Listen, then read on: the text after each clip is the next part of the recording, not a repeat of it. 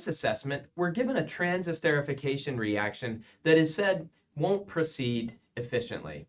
The first question here is why? Why won't this reaction happen in an efficient way? And second, what could we do to make it more efficient? So one of the things about transesterification that makes them difficult is neither side is really favored in terms of enthalpy or entropy, right? We're taking an alcohol and an ester and making an ester and an alcohol. The bonds we're forming are the same, the bonds we're breaking are the same, and it's two molecules going to two molecules. So we're kind of stuck trying to use Le Chatelier's principle. Well, we could add lots of methanol to drive the reaction that way, or we could try to remove the alcohol that we're forming. And usually to get this reaction to work well, we'd want to do both, right?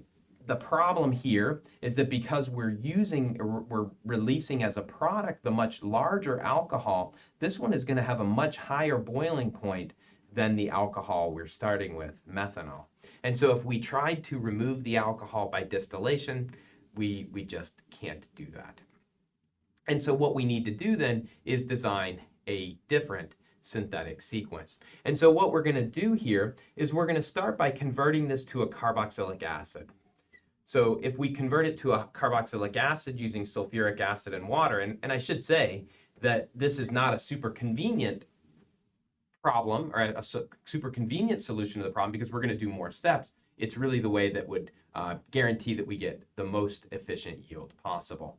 And so when we react this with sulfuric acid, water, and heat it a little bit, the product that we'll make is this carboxylic acid.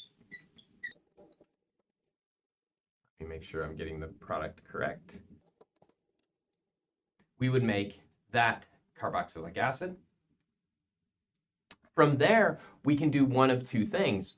Now we could do our Fischer esterification with methanol. So we could do sulfuric acid and methanol and heat the reaction. And at that point, we would have the desired ester. So that would be an example of a two-step synthesis. And if we're dealing with a compound that is stable in acid and it doesn't cause any other side reactions, we would probably be done there. There is another way that we could do this though, and this maybe isn't necessarily more efficient and isn't necessarily what we would do in lab, but it does give us an opportunity to learn a new reaction or to utilize a new reaction. What we could do instead is react this with thionyl chloride. And if we react that with thionyl chloride, we're going to make an acid chloride that is even more reactive than the carboxylic acid we started with.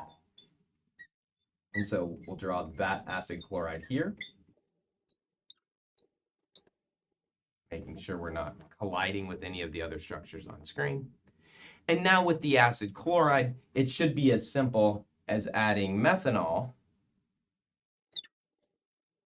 And if we wanted to, we could add a tertiary amine base like triethylamine. Methanol plus this acid chloride in the presence of our non-nucleophilic base would give us this methyl ester.